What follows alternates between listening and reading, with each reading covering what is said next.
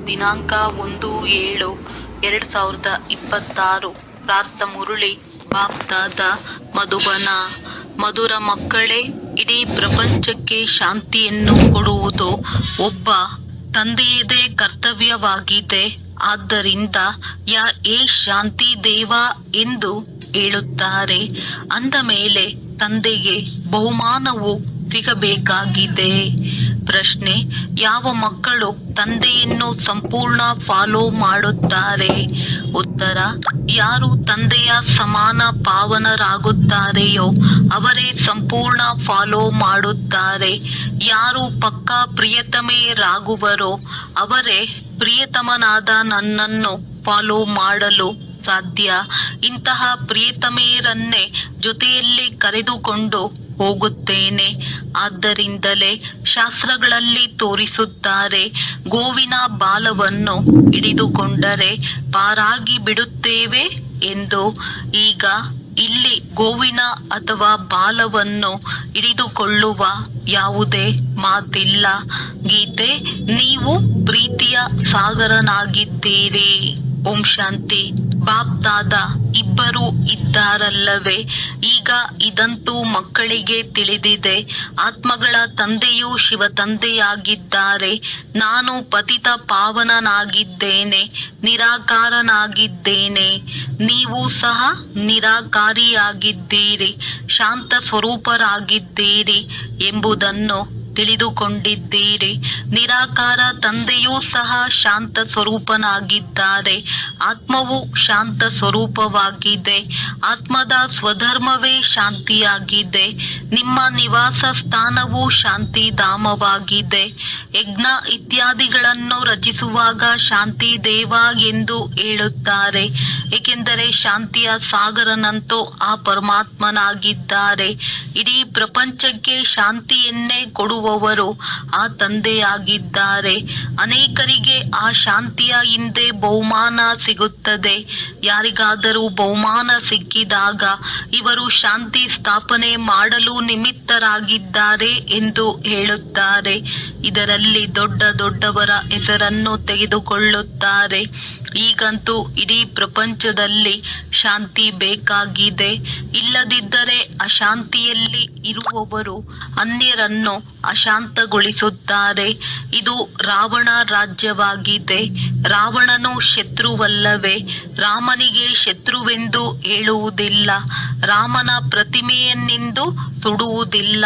ತ್ರೇತಾಯುಗದ ರಾಮನ ಪ್ರತಿಮೆಯಾಗಲಿ ಪರಮಪಿತ ಪರಮಾತ್ಮನದ್ದಾಗಲಿ ಸುಡುವುದಿಲ್ಲ. ರಾಮರಾಜ್ಯವನ್ನು ಎಲ್ಲರೂ ಬಯಸುತ್ತಾರೆ. ಆದರೆ ಯಾವುದಕ್ಕೆ ರಾಮರಾಜ್ಯವೆಂದು ಹೇಳಲಾಗುತ್ತದೆ ಎಂಬುದನ್ನು ಯಾರೂ ತಿಳಿದುಕೊಂಡಿಲ್ಲ. ಕೇವಲ ಹೊಸ ಪ್ರಪಂಚವಾಗಲಿ, ಹೊಸ ದೆಹಲಿಯಲ್ಲಿ ರಾಮರಾಜ್ಯವಿರಲಿ ಎಂದು ಹೇಳುತ್ತಾರೆ. ನವ ದೆಹಲಿ ಎಂದು ಹೇಳುತ್ತಾರೆ. ಬಹಳ ಹೆಸರುಗಳನ್ನು ಇಡುತ್ತಾರೆ. ದೆಹಲಿಯು ಎಲ್ಲರ ರಾಜಧಾನಿ ಆಗಿರುತ್ತದೆ. ದೆಹಲಿಯೇ ಫರಿಸ್ತಾನವಾಗಿತ್ತು. ರಾಧೆ ಕೃಷ್ಣರನ್ನು ಸಹ ಅಲ್ಲಿಯೇ ತೋರಿಸುತ್ತಾರೆ. ಇವರಿಬ್ಬರು ಮುಖ್ಯ ರಾಜಕುಮಾರ ಕುಮಾರಿಯರಾಗಿದ್ದಾರೆ. ಕೇವಲ ಇಬ್ಬರೇ ಅಲ್ಲ, ಅವಶ್ಯವಾಗಿ ಅನ್ಯರು ಇರುತ್ತಾರೆ. 8 ರಾಜ್ಯಭಾರಗಳೆಂದು ಗಾಯನವಿದೆ. ಬುದ್ಧಿಗೆ ಕೆಲಸ ಕೊಡಬೇಕಾಗಿದೆ. ಸತ್ಯಯುಗದಲ್ಲಿ ಅವಶ್ಯವಾಗಿ ಅನ್ಯ ರಾಜ್ಯಗಳು ಇರುವುದು. ಇಲ್ಲಿಯೂ ನೋಡಿ ಎಷ್ಟು ರಾಜ್ಯಗಳಿದೆ. ವೃದ್ಧಿಯಾಗುತ್ತಾ ಆಗುತ್ತಾ ಬಹಳಷ್ಟು ಆಗಿಬಿಡುತ್ತದೆ. ಇಂತಿಂತಹ ಪ್ರಾಂತ್ಯದ ಮಹಾರಾಜ ಎಂದು ಹೇಳುತ್ತಾರೆ. ಚಿಕ್ಕ ಚಿಕ್ಕ ಪ್ರಾಂತ್ಯಗಳು ಬಹಳಷ್ಟು ಇವೆಯಲ್ಲವೇ? ಸತ್ಯಯುಗದಲ್ಲಿ ಇಷ್ಟೊಂದು ಇರಲಿಲ್ಲ. ಲಕ್ಷ್ಮೀ ನಾರಾಯಣರ ಹೆಸರೇ ಪ್ರಸಿದ್ಧವಾಗಿದೆ. 2500 ವರ್ಷಗಳು ಅವರ ರಾಜ್ಯವು ನಡೆದಿದೆ. ಲಕ್ಷಾಂತರ ವರ್ಷಗಳಾಯಿತೆಂದು ಮನುಷ್ಯರು ಹೇಳುತ್ತಾರೆ. ಇದು ವಿಚಾರ ಮಾಡುವ ಮಾತುಗಳಾಗಿವೆ. ಆತ್ಮರಿಗಾಗಿ ಇದು ಭೋಜನವಾಗಿದೆ. ತಂದೆಯು ನಿಮ್ಮ ಬುದ್ಧಿಗೆ, ಆತ್ಮಕ್ಕೆ ಈ ಆತ್ಮಿಕ ಭೋಜನವನ್ನು ಕೊಡುತ್ತಾರೆ. ಈಗ ನಿಮ್ಮ ಬುದ್ಧಿಯ ಬೀಗವು ತೆರೆದಿದೆ. ನಾವು ರಚಯಿತ ಮತ್ತು ರಚನೆಯನ್ನು ತಿಳಿದುಕೊಂಡಿಲ್ಲವೆಂದು ಋಷಿಮುನಿ ಮೊದಲಾದವರೆಲ್ಲರೂ ಹೇಳುತ್ತಿದ್ದರು. ಈಗ ನೀವು ಮಕ್ಕಳು ಆ ರೀತಿ ಹೇಳುವುದಿಲ್ಲ. ನೀವಂತೂ ರಚಯಿತ ಮತ್ತು ರಚನೆಯ ಆದಿ ಮಧ್ಯ ಅಂತ್ಯವನ್ನು ತಿಳಿದುಕೊಂಡಿದ್ದೀರಿ.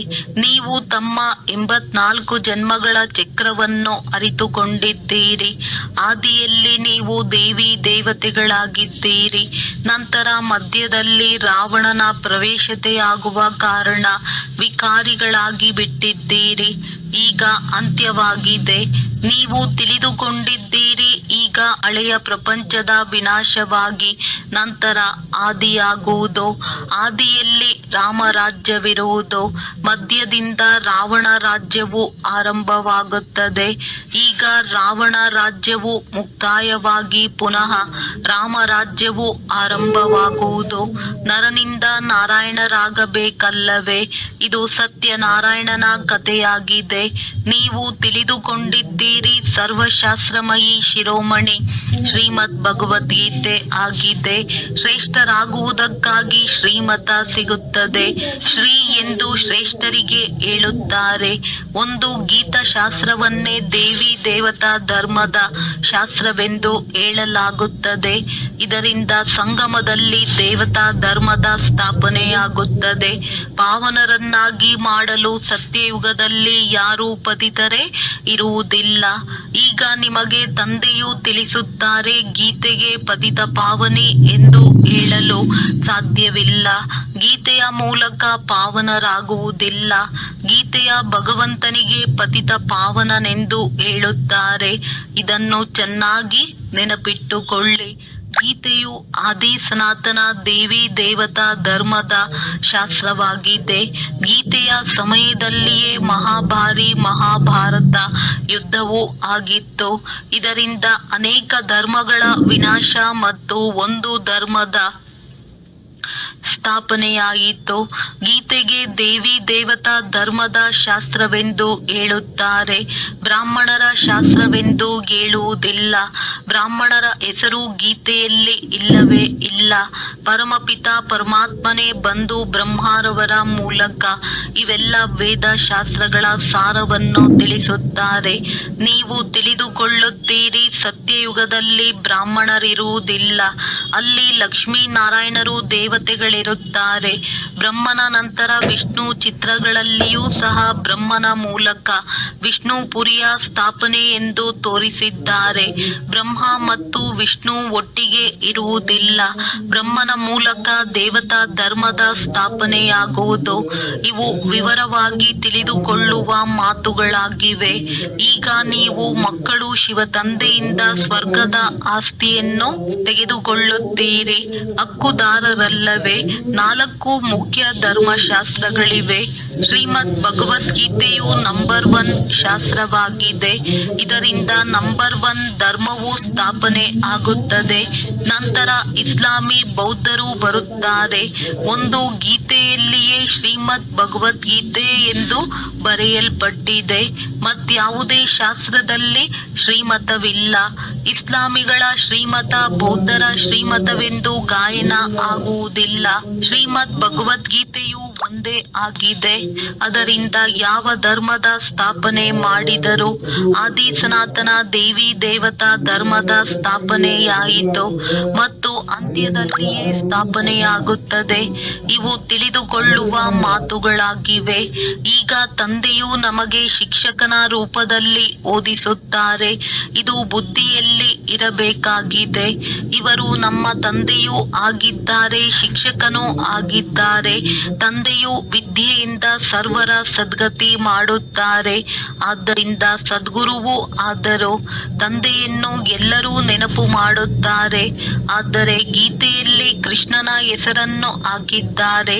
ಕೃಷ್ಣನಂತೂ ಜ್ಞಾನಸಾಗರನಲ್ಲ. ಕೃಷ್ಣನನ್ನು ಸಹ ಜ್ಞಾನಸಾಗರ ತಂದೆಯೇ ಈ ರೀತಿ ಮಾಡಿದ್ದಾರೆ. ಅಂದ ಮೇಲೆ ತಂದೆಯು ಶಿಕ್ಷಕನೂ ಆಗಿದ್ದಾರೆ. ಮೊದಲು ಶರೀರಧಾರಿ ಮನುಷ್ಯರ ಮೂಲಕ ಕೇಳುತ್ತಿದ್ದೀರಿ. ನೀವೀಗ ತಿಳಿದುಕೊಂಡಿದ್ದೀರಿ, ನಾವಾತ್ಮ ಆತ್ಮರು ಮೂಲತಃ ಅಶರೀರಿಯಾಗಿದ್ದೆವು. ನಂತರ ಈ ಶರೀರ ಧಾರಣೆ ಮಾಡಿದ್ದೇವೆ. ತಂದೆಯು ಅಶರೀರಿಯಾಗಿದ್ದಾರೆ. ಶಿವಲಿಂಗವನ್ನು ಮಾಡುತ್ತಾರಲ್ಲವೇ? ಆತ್ಮವು ಶರೀರದ ಮೂಲಕ ಅವರನ್ನು ಪೂಜಿಸುತ್ತದೆ. ಏ ಪರಮಪಿತ ಪರಮಾತ್ಮ ಬಂದು ನಾವು ಪತಿತರನ್ನು ಪಾವನ ಮಾಡಿ ಎಂದು ಕರೆಯುತ್ತಾರೆ. ಲಿಂಗದ ಪೂಜೆ ಮಾಡುತ್ತಾರೆ. ಆದರೆ ಇವರು ಪತಿತ ಪಾವನ ತಂದೆಯಾಗಿದ್ದಾರೆ. ಇವರನ್ನೇ ನಾವು ಕರೆಯುತ್ತೇವೆ ಎಂಬುದನ್ನು ತಿಳಿದುಕೊಂಡಿಲ್ಲ. ಶಿವ ಭಗವಂತನಾಗಿದ್ದಾರೆ, ಈಶ್ವರನಾಗಿದ್ದಾರೆ. ಕೇವಲ ಇದೇ ರೀತಿ ನೆನಪು ಮಾಡುತ್ತಾರೆ. ಅವರಿಗೆ ತಂದೆ ಎಂದು ಹೇಳಿದಾಗಲೇ ಆ ತಂದೆಯಿಂದ ಆಸ್ತಿಯು ಸಿಗಬೇಕು ಎಂಬುದು ಬುದ್ಧಿಯಲ್ಲಿ ಬರುವುದು. ನಮಗೆ ಆಸ್ತಿಯೂ ಸಿಕ್ಕಿದೆ, ಆದ್ದರಿಂದಲೇ ನಾವು ಪೂಜಿಸುತ್ತೇವೆ. ಭಾರತವಾಸಿಗಳಿಗೆ ಅವಶ್ಯವಾಗಿ ಆಸ್ತಿಯೂ ಸಿಕ್ಕಿದೆ, ಆದರೆ ಯಾವಾಗ ಸಿಕ್ಕಿತು ಎಂಬುದನ್ನು ಮರೆತು ಹೋಗಿದ್ದಾರೆ. ಈಗ ನೀವು ಮಕ್ಕಳು ತಿಳಿದುಕೊಂಡಿದ್ದೀರಿ. ನಾವು ತಂದೆಯ ಬಳಿ ಬಂದಿದ್ದೇವೆ. ಶಿವ ತಂದೆಯು ಬ್ರಹ್ಮರವರ ತನುವಿನಲ್ಲಿ ಬಂದು ತಿಳಿಸುತ್ತಾರೆಂದು ಮಕ್ಕಳು ಹೇಳುತ್ತಾರೆ. ತ್ರಿಮೂರ್ತಿಯ ಹೆಸರು ಪ್ರಸಿದ್ಧವಾಗಿದೆ. ತ್ರಿಮೂರ್ತಿ ಮಾರ್ಗ ಎಂಬ ಹೆಸರನ್ನು ಇಟ್ಟಿದ್ದಾರೆ. ತಂದೆಯ ಮಹಿಮೆಯು ಬಹಳಷ್ಟಿದೆ. ಗೀತೆಯಲ್ಲಿಯೂ ಕೇಳಿದ್ದೀರಿ. ಅವರು ಪ್ರೀತಿಯ ಸಾಗರನಾಗಿದ್ದಾರೆ. ಸರ್ವರ ಸದ್ಗತಿ ದಾತನಾಗಿದ್ದಾರೆ. ಸರ್ವರಿಗೆ ಸುಖ ಶಾಂತಿಯನ್ನು ಕೊಡುವವರು. ಸರ್ವರ ಸುಖಕರ್ತನಾಗಿದ್ದಾರೆ. ಬಹಳ ಪ್ರಿಯರಲ್ಲವೇ? ಅವರಂತ ಪ್ರಿಯವಾದವರು ಮತ್ಯಾರೂ ಇಲ್ಲ. ಯಾವ ತಂದೆಯು ಸ್ವರ್ಗದ ಮಾಲೀಕರನ್ನಾಗಿ ಮಾಡಿದ್ದರೋ ಅವರು ಅವಶ್ಯವಾಗಿ ಪ್ರಿಯರಾಗಿರುವರಲ್ಲವೇ? ಅವರು ಬೇಹದ್ದಿನ ತಂದೆಯಾಗಿದ್ದಾರೆ. ತಂದೆಯು ತಿಳಿಸುತ್ತಾರೆ, ಮಕ್ಕಳೇ, ನನ್ನಿಂದ ಸ್ವರ್ಗದ ರಾಜ್ಯಭಾಗ್ಯ ಸಿಗುತ್ತದೆ ಎಲ್ಲವೇ? ನೀವಾತ್ಮರು ಸಹೋದರರಾಗಿದ್ದೀರಿ. ಈಗ ತಂದೆಯ ಮೂಲಕ ಕೇಳುತ್ತಿದ್ದೀರಿ, ಬಾಬಾ ಬಂದು ನಮ್ಮನ್ನು ಪಾವನ ಮಾಡಿ ಎಂದು. ಎಲ್ಲ ಆತ್ಮರು ತಂದೆಯನ್ನು ನೆನಪು ಮಾಡುತ್ತಾರೆ. ತಂದೆಯು ಪಾವನರನ್ನಾಗಿ ಮಾಡಲು ಬಂದಿದ್ದಾರೆಂದು ಈಗ ಆತ್ಮವು ಹೇಳುತ್ತದೆ. ತಂದೆಯು ತಿಳಿಸುತ್ತಾರೆ, ಮಕ್ಕಳೇ, 5000 ವರ್ಷಗಳ ಮೊದಲು ನಿಮ್ಮನ್ನು ಪಾವನರನ್ನಾಗಿ ಮಾಡಲು ಬಂದಿದ್ದೆನು. ಈಗ ತಂದೆಯಾದ ನನ್ನನ್ನು ನೆನಪು ಮಾಡಿದರೆ ನಿಮ್ಮ ವಿಕರ್ಮಗಳು ವಿನಾಶವಾಗುತ್ತವೆ ಮತ್ತು ನಿಮ್ಮ ಎಲ್ಲ ದುಃಖಗಳು ದೂರವಾಗುತ್ತವೆ. ಪತಿತ ಪಾವನ ಬನ್ನಿ ಎಂದು ಕರೆಯುತ್ತಾರೆ, ಅಥವಾ ಪತಿತ ಪಾವನ ಸೀತಾರಾಮ ಎಂದು ಕೂಗುತ್ತಿರುತ್ತಾರೆ. ಅಂದ ಮೇಲೆ ಸ್ವಯಂ ಪತಿತರಾದರಲ್ಲವೇ? ಇದು ನರಕವಾಗಿದೆ. ಇದಕ್ಕೆ ರೌರವ ನರಕವೆಂದು ಹೇಳಲಾಗುತ್ತದೆ. ಗರುಡ ಪುರಾಣದಲ್ಲಿ ಭಯಂಕರ ಮಾತುಗಳನ್ನು ಬರೆದು ಬಿಟ್ಟಿದ್ದಾರೆ. ಇದನ್ನು ಮಾಡಿದರೆ ಈ ರೀತಿಯಾಗುವಿರಿ, ಇದಾಗುವುದು ಎಂದು. ಗೋವಿನ ಬಾಲವನ್ನು ಹಿಡಿದುಕೊಂಡರೆ ಸ್ವರ್ಗದಲ್ಲಿ ಹೊರಟು ಹೋಗುವರೆಂದು ತಿಳಿದುಕೊಳ್ಳುತ್ತಾರೆ. ಹೀಗೆ ಕೆಲವೊಂದು ಮಾತುಗಳು ಬರೆಯಲ್ಪಟ್ಟಿದೆ. ವಾಸ್ತವದಲ್ಲಿ ಪ್ರಾಣಿಗಳ ಮಾತಿಲ್ಲ. ನೀವು ಮಾತೆಯರು ಗೋವುಗಳಾಗಿದ್ದೀರಲ್ಲವೇ? ಎಲ್ಲಿಯವರೆಗೆ ನಿಮ್ಮ ಬಾಲ ಅಥವಾ ನಿಮ್ಮ ಬೆನ್ನು ಹಿಡಿಯುವುದಿಲ್ಲವೋ ಅಲ್ಲಿಯವರೆಗೆ ಯಾರಿಗೂ ಮಾರ್ಗವು ಸಿಗಲು ಸಾಧ್ಯವಿಲ್ಲ. ಬಾಲವಂತೂ ಇಲ್ಲ. ನಿಮ್ಮ ಬಾಲ ಹಿಡಿದುಕೊಂಡು ಪಾರಾಗುತ್ತೇವೆ ಎಂದು ಹೇಳುತ್ತಾರೆ. ಈಗ ಇಲ್ಲಿ ಬಾಲವನ್ನಂತೂ ಹಿಡಿಯಬೇಕಾಗಿಲ್ಲ, ಆದರೆ ಫಾಲೋ ಮಾಡಬೇಕಾಗಿದೆ. ಸನ್ಯಾಸಿಗಳ ಅನುಯಾಯಿಗಳಂತೂ ಅನೇಕರಿದ್ದಾರೆ, ಆದರೆ ಫಾಲೋ ಮಾಡುವುದು ಅಂದರೆ ಪವಿತ್ರರಾಗುವುದು. ನೀವು ಸತ್ಯವಾದ ಅನುಯಾಯಿಗಳಾಗಿದ್ದೀರಿ. ಶಿವ ತಂದೆಯು ತಿಳಿಸುತ್ತಾರೆ, ನಾನು ನಿಮ್ಮೆಲ್ಲರನ್ನು ಹಿಂತಿರುಗಿ ಕರೆದುಕೊಂಡು ಹೋಗಲು ಬಂದಿದ್ದೇನೆ. ನೀವು ನನ್ನನ್ನು ನೆನಪು ಮಾಡಿರಿ. ಆಗ ನಿಮ್ಮ ಪಾಪಗಳು ಭಸ್ಮವಾಗುತ್ತವೆ. ಪಾವನರಾಗದೆ ಫಾಲೋ ಮಾಡಲು ಸಾಧ್ಯವಿಲ್ಲ. ಶಿವ ತಂದೆಯನ್ನು ಪೂರ್ಣ ಫಾಲೋ ಮಾಡಬೇಕಾಗಿದೆ. ಫಾಲೋ ಮಾಡುವುದಕ್ಕಾಗಿಯೇ ನೀವಿಲ್ಲಿ ಕುಳಿತಿದ್ದೀರಿ. ಭಕ್ತಿ ಮಾರ್ಗದಲ್ಲಿಯೂ ನೀವು ನನ್ನನ್ನು ನೆನಪು ಮಾಡುತ್ತಾ ಬಂದಿದ್ದೀರಿ. ನಿಮಗೆ ತಿಳಿದಿದೆ, ಪರಮಾತ್ಮ ಪ್ರಿಯತಮನಾಗಿದ್ದಾರೆ. ಆತ್ಮರು ಪ್ರಿಯತಮೆಯರಾಗಿದ್ದೀರಿ. ಆತ್ಮರು ಅವರನ್ನು ನೆನಪು ಮಾಡುತ್ತಾರೆ ಮತ್ತು ಅವರು ಕರೆದುಕೊಂಡು ಹೋಗಲು ಬಂದಿದ್ದಾರೆ. ನನ್ನನ್ನು ಫಾಲೋ ಮಾಡಿದರೆ ನಿಮ್ಮನ್ನು ಜೊತೆ ಕರೆದುಕೊಂಡು ಹೋಗುತ್ತೇನೆ. ಹೇಗೆ ಫಾಲೋ ಮಾಡುವುದು ಎಂಬುದನ್ನು ಸಹ ತಿಳಿಸುತ್ತಾರೆ. ನಾನು ಪಾವನನಾಗಿದ್ದೇನೆ, ನೀವು ಪತಿತರಾಗಿದ್ದೀರಿ. ಆದ್ದರಿಂದ ಅವಶ್ಯವಾಗಿ ಪಾವನರಾಗಬೇಕಾಗಿದೆ, ಫಾಲೋ ಮಾಡಬೇಕಾಗಿದೆ. ವಿಕಾರಿಗಳಂತೂ ಫಾಲೋ ಮಾಡಲು ಸಾಧ್ಯವಿಲ್ಲ. ಫಾಲೋ ಮಾಡುವುದಕ್ಕಾಗಿ ನನ್ನ ಸಮಾನ ಪವಿತ್ರರಾಗಿ ನಾನು ಪತಿತರನ್ನು ನನ್ನ ಜೊತೆ ಶಾಂತಿಧಾಮಕ್ಕೆ ಕರೆದುಕೊಂಡು ಹೋಗುತ್ತೇನೆಯೇ. ಇಷ್ಟೆಲ್ಲ ಮನುಷ್ಯರು ಭಕ್ತಿ, ತಪ, ದಾನ, ಪುಣ್ಯ ಇತ್ಯಾದಿಗಳನ್ನು ಮುಕ್ತಿಗಾಗಿ ಮಾಡುತ್ತಾರೆ, ಏಕೆಂದರೆ ಇಲ್ಲಿ ದುಃಖವಿದೆ. ಆದ್ದರಿಂದ ನಮ್ಮ ಮನೆಗೆ ಹಿಂತಿರುಗಿ ಹೋಗಬೇಕೆಂದು ಬಯಸುತ್ತಾರೆ. ಇದಕ್ಕಾಗಿ ತಂದೆಯು ಹೇಳುತ್ತಾರೆ, ಮಕ್ಕಳೇ, ಅವಶ್ಯವಾಗಿ ಪವಿತ್ರ ಆಗಬೇಕಾಗುವುದು. ನಾನು ಪಾವನನಾಗಿದ್ದೇನೆ, ಆದ್ದರಿಂದ ನಿಮ್ಮನ್ನು ಪಾವನರನ್ನಾಗಿ ಮಾಡುತ್ತೇನೆ. ಬ್ರಹ್ಮ ತನುವಿನಲ್ಲಿ ಬರುತ್ತೇನೆ, ರಚಯಿತನಾಗಿದ್ದೇನೆ. ನಾನು ಈ ಬ್ರಹ್ಮರವರ ತನುವಿನಲ್ಲಿ ಬರುತ್ತೇನೆ. ಬ್ರಹ್ಮ ಮೂಲಕ ತಂದೆಯು ದೇವಿ ದೇವತಾ ಧರ್ಮದ ಸ್ಥಾಪನೆ ಮಾಡುತ್ತಾರೆಂದು ತೋರಿಸುತ್ತಾರೆ. ನೀವು ಬಿಕೆ ಆಗಿದ್ದೀರಿ. ಶಿವ ತಂದೆಯನ್ನು ಫಾಲೋ ಮಾಡಬೇಕೆಂದು ನಿಮಗೆ ತಿಳಿದಿದೆ. ತಂದೆಯು ತಿಳಿಸುತ್ತಾರೆ, ನನ್ನನ್ನು ನೆನಪು ಮಾಡಿದ್ದೇ ಆದರೆ ಪಾವನ ಪ್ರಪಂಚದಲ್ಲಿ ಕರೆದುಕೊಂಡು ಹೋಗುತ್ತೇನೆಂದು ಪ್ರತಿಜ್ಞೆ ಮಾಡುತ್ತೇನೆ. ಮತ್ಯಾವುದೇ ಉಪಾಯವಿಲ್ಲ. ಪತಿತ ಪಾವನ ಎಂದು ಹೇಳುತ್ತಾರೆ.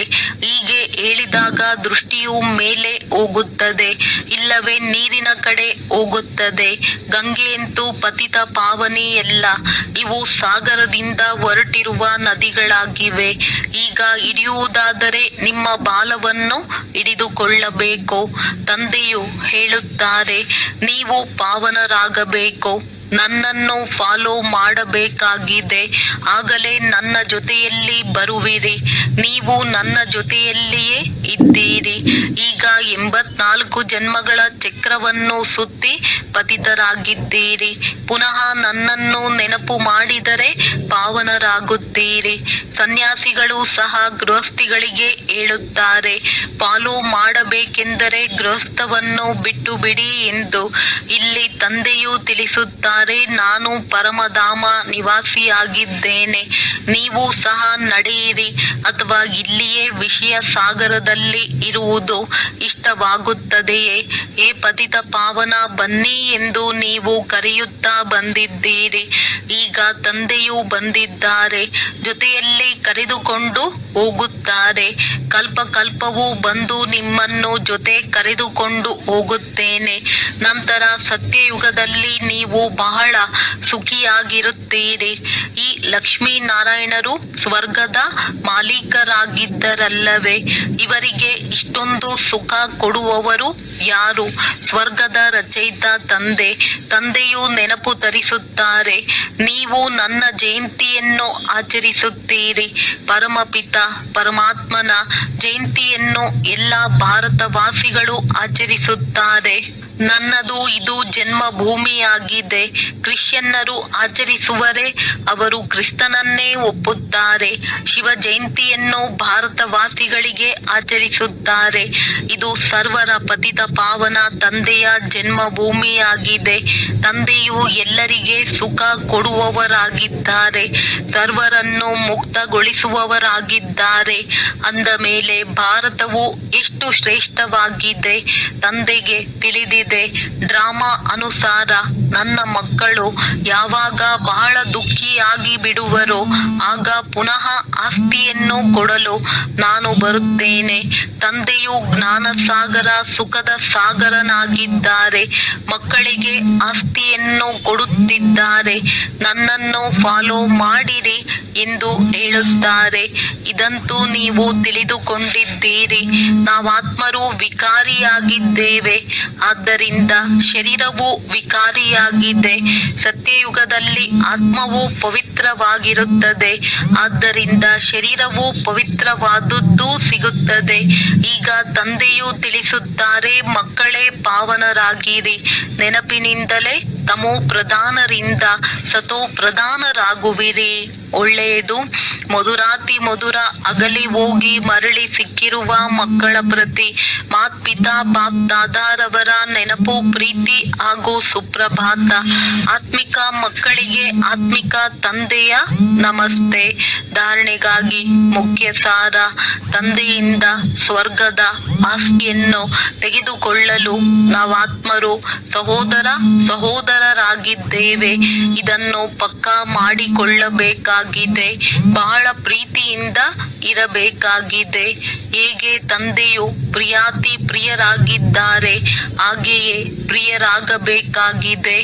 ತಂದೆಯ ಸಮಾನ ಪಾವನರಾಗಿ ತಂದೆಯನ್ನು ಪೂರ್ಣ ಫಾಲೋ ಮಾಡಬೇಕಾಗಿದೆ.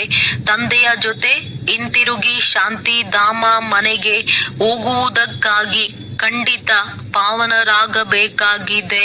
ವರದಾನ: ನಿರ್ಬಲ ಆತ್ಮರಲ್ಲಿ ಶಕ್ತಿಗಳ ಬಲವನ್ನು ತುಂಬುವಂತಹ ಜ್ಞಾನದಾತನಿಂದ ವರದಾತ ಭವ. ವರ್ತಮಾನ ಸಮಯದಲ್ಲಿ ನಿರ್ಬಲ ಆತ್ಮರಲ್ಲಿ ಜಂಪ್ ಮಾಡುವಷ್ಟು ಶಕ್ತಿಯೂ ಇಲ್ಲ. ಅವರಿಗೆ ವಿಶೇಷ ಬಲ ಬೇಕಾಗಿದೆ.